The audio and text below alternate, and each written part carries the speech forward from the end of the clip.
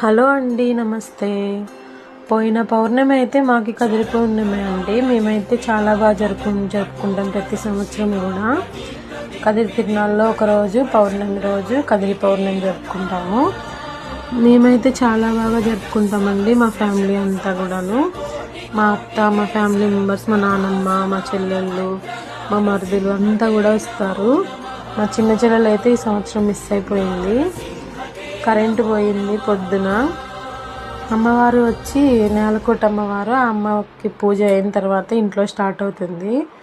మా చిన్నోడైతే నవ్వుతున్నాడు వీడియో తీస్తున్నానని. చాలా బంతికి కూర్చున్నారు, కరెంటు పోయింది, పాపం ఊడుకు పెడుతుంది మా చిన్నోడికి.